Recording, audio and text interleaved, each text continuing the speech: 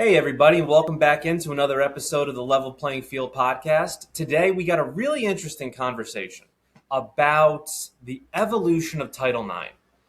And Title IX was brought in, and it was in the mid 70s, late 70s, I think, all about equality, having the same opportunities for women's sports as men's, and how we're going to kind of talk about how that's evolved over the years.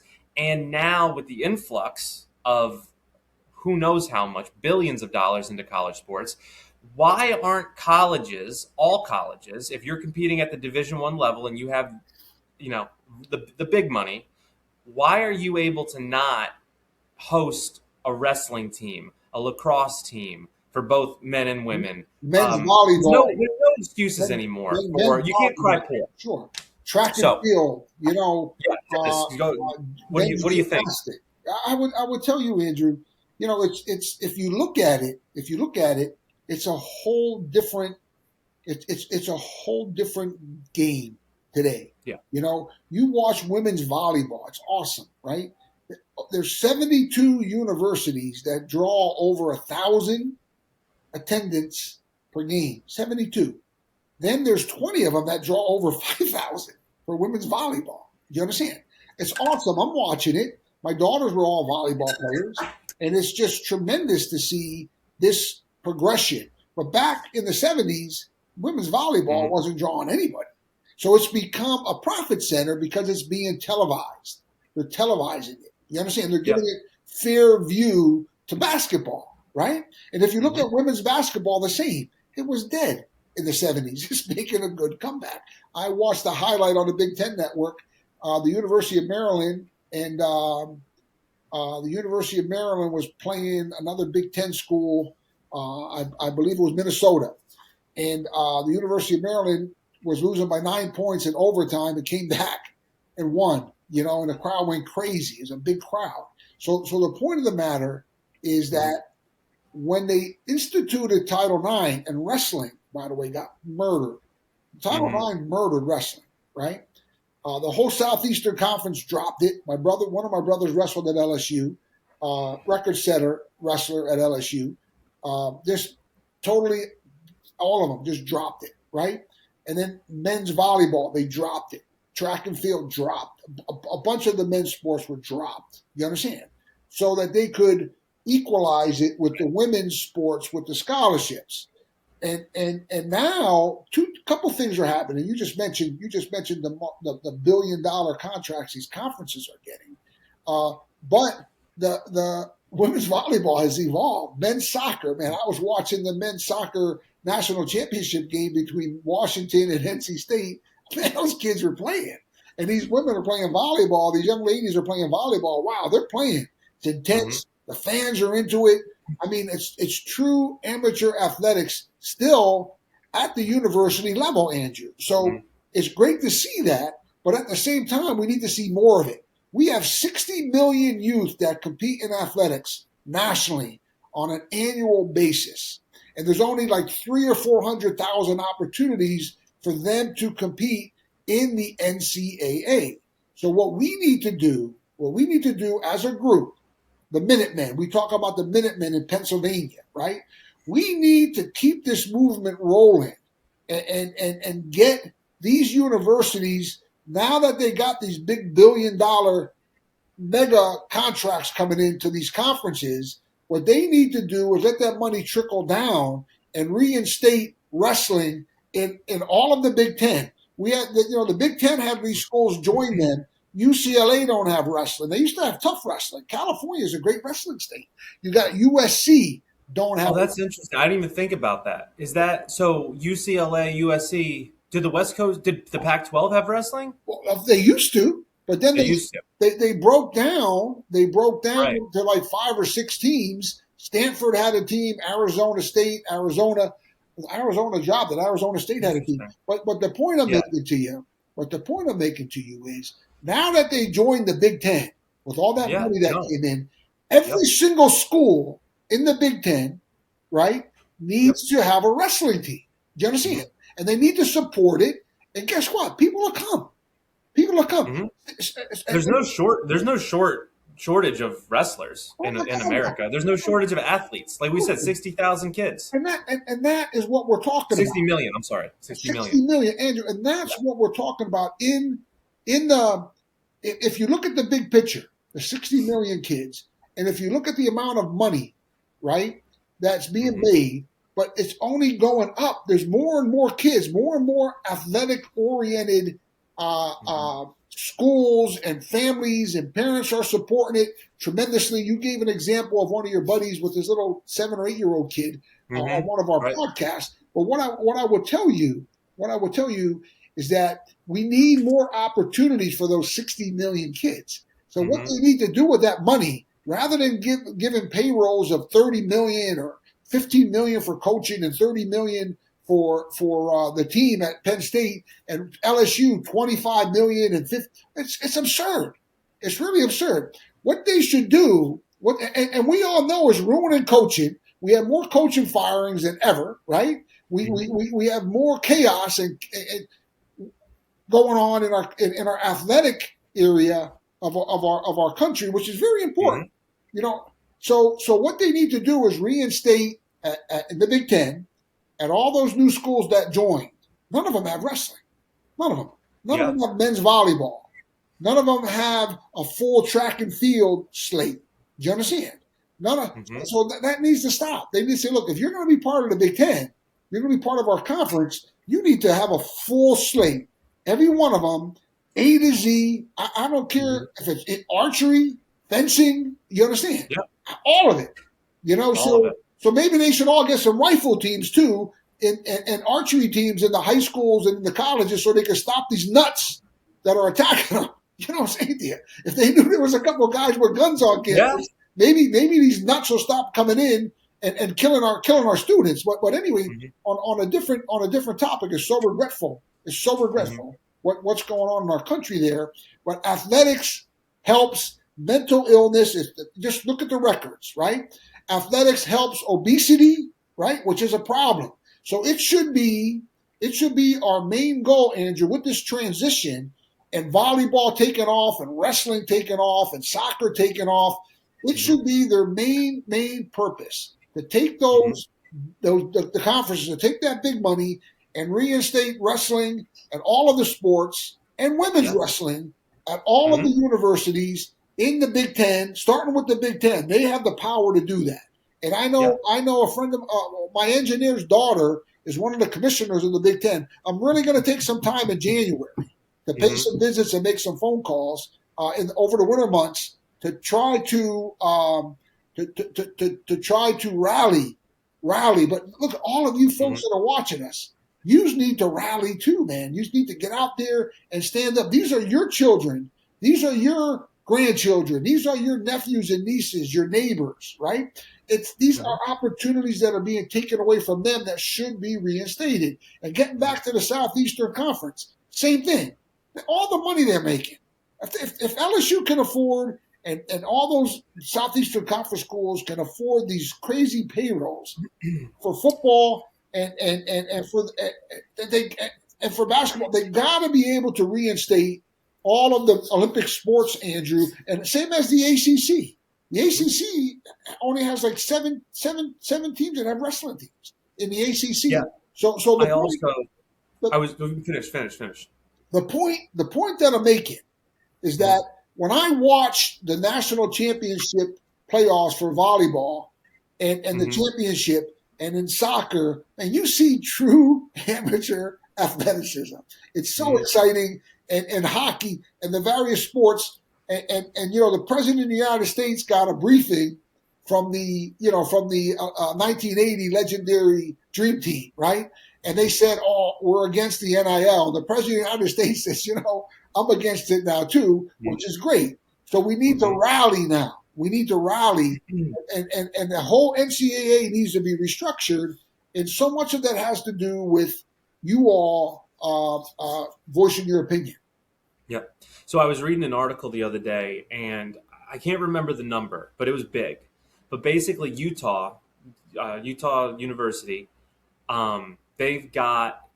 they're bringing in next year a private equity firm influx of money.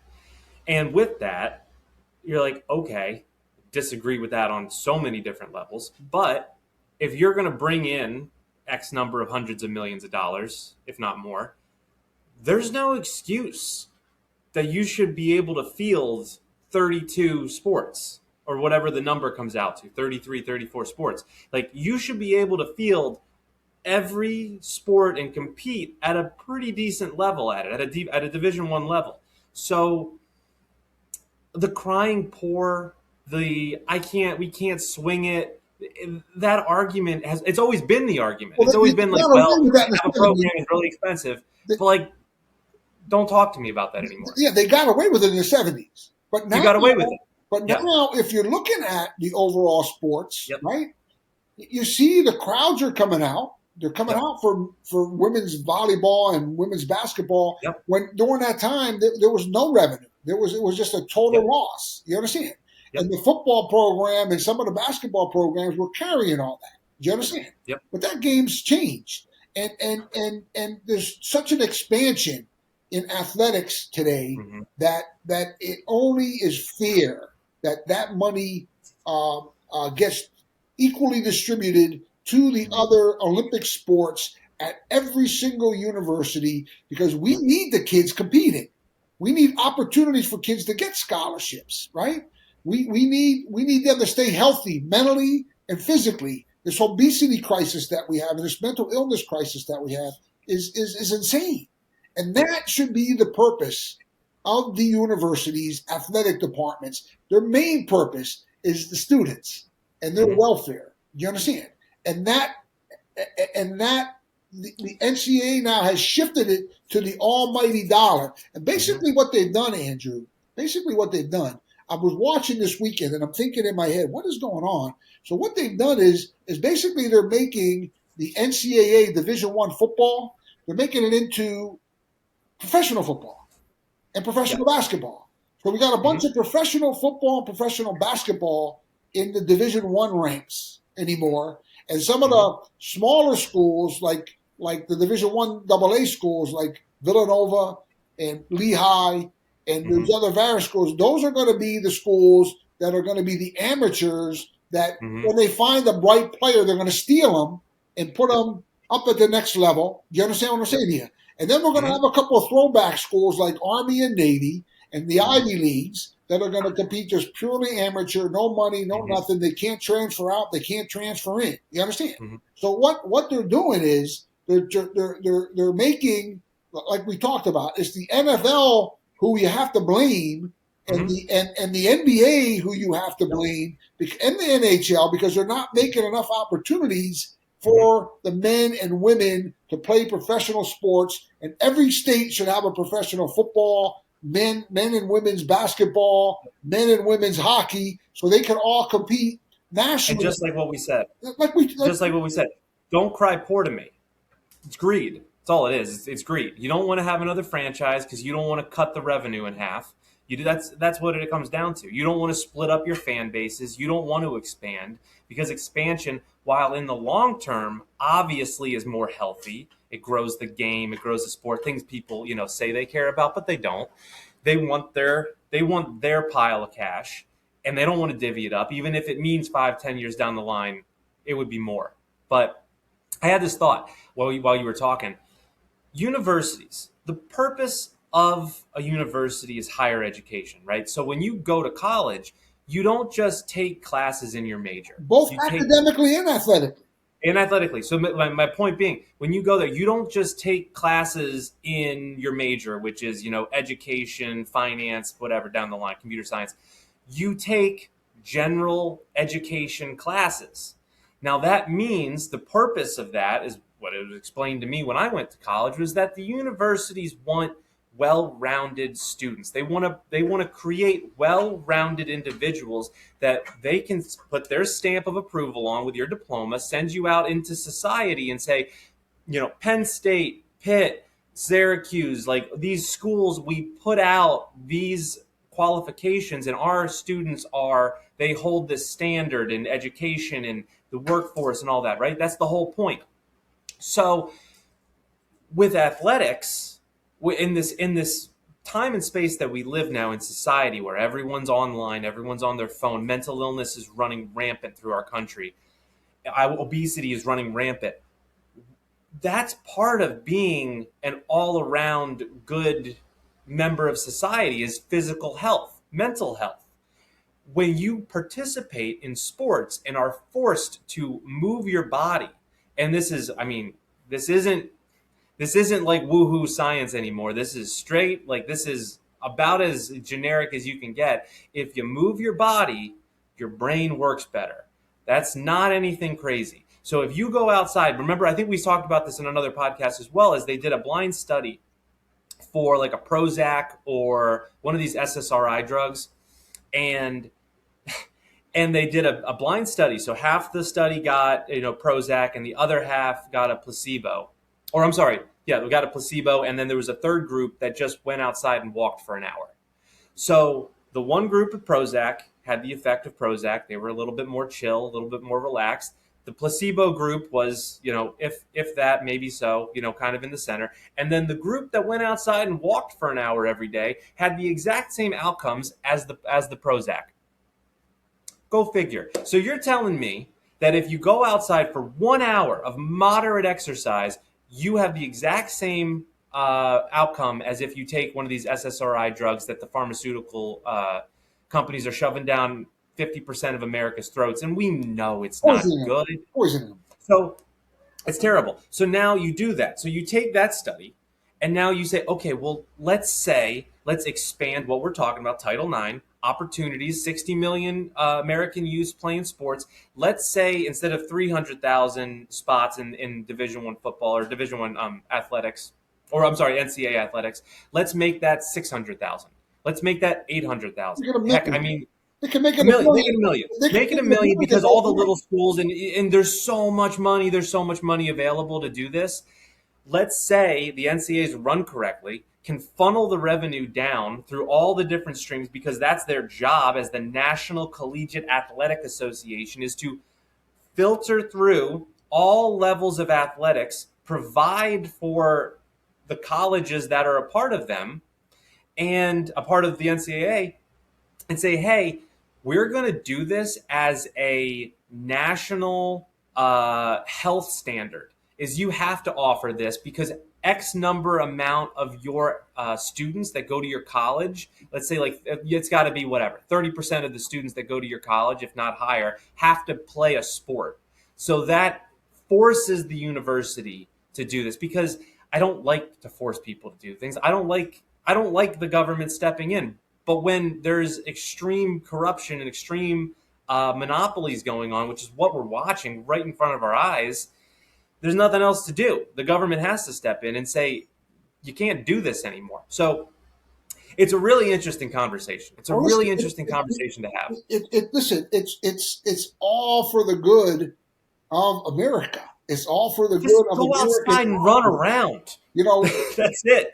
It's such an awesome opportunity to experience the American, the amateur athletic experience. It's something that our children have, man, it's such a blessing, to stay healthy. And pride too, pride in yourself. Absolutely. You're not only, you're competing against your peers, you're gaining an education.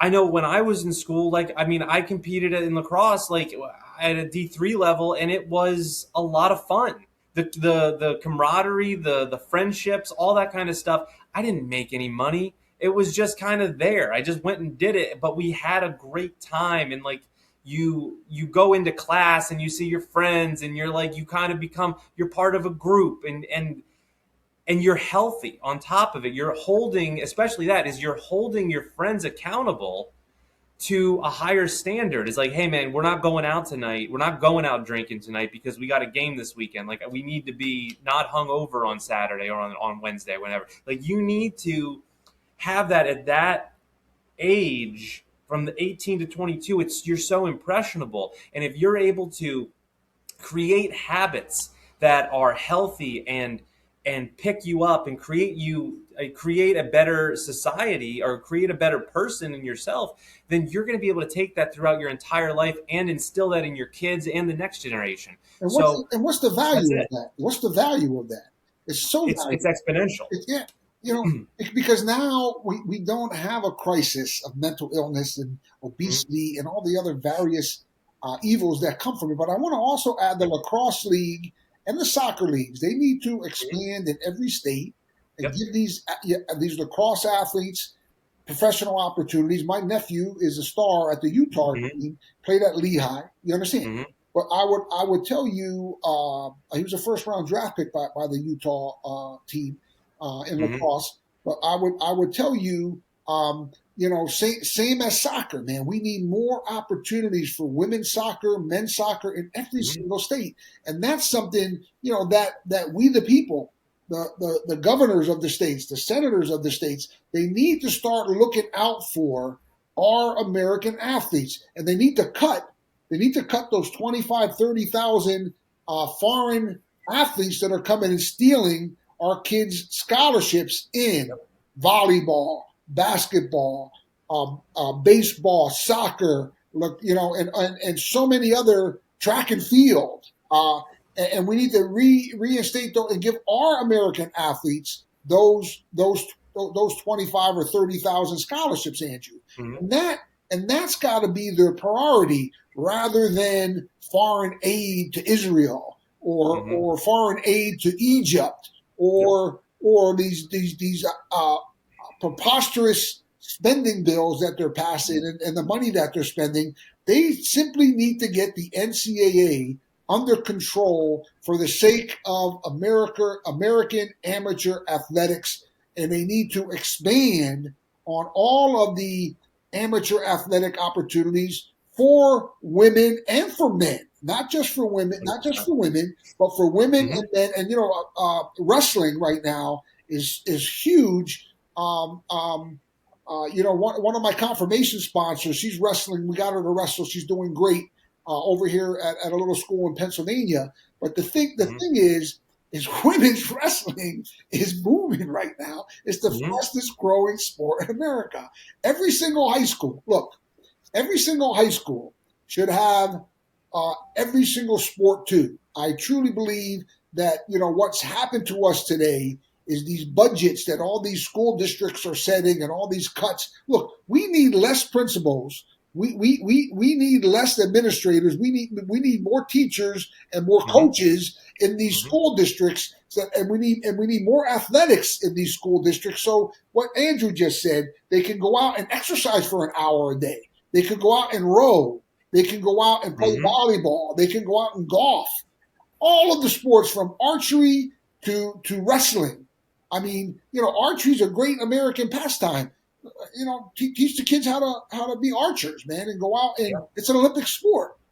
So there's so much that we have to do as a nation to get our kids back that they're active and they're exercising and they're getting those friendships and all the things that come from team. Together, everybody accomplishes more, and that ultimately is such a critical time right now with the mental Hmm. illness that we're talking about that's exploding, Hmm. the obesity that's exploding. It's got to be our responsibility, the Minutemen, the men Hmm. and women who are here in this country, to go to your school boards, to go to your congressional and senatorial and gubernatorial candidates and say, look, this needs to change. We need to stop foreigners from coming in and taking our girls and men's and girls scholarships. Hmm. We don't want no males competing against females.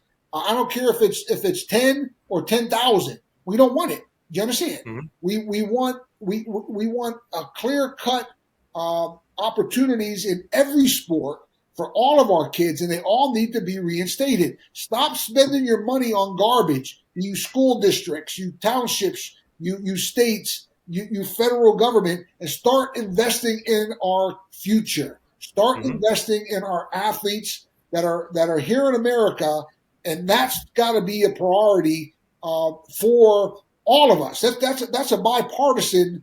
It's got to be a bipartisan thing, and issue, because Hmm. really the welfare of our amateur athletes, Andrew, is truly 60 million of them. 60 million of them every year. No, and Andrew mentioned something earlier about getting out for an hour. You understand? Mm-hmm. So many of you are athletes today. Go head out yourselves and stretch. You know, Mm-hmm. if whatever sport you played or competed in or whatever it is, just go out for a walk and go and stretch and see how much better you'll feel. Okay, and that is really something that needs to be addressed. Our personal health, Mm-hmm. our personal welfare. You know, stop gambling. Don't let your kids watch the commercials. You understand? Speak out Mm-hmm. against gambling being advertised. We want it off the television. The alcohol and the drug epidemic that they're advertising, we don't want it anymore in the state of Pennsylvania. Tell the senators, tell the representatives, we've got to ban advertising Mm-hmm. for this gambling garbage that they're shoving down our throats. And I would tell you is, look, if you are having an issue, there's an awesome website called Armies for Jesus. Armiesforjesus.com, right?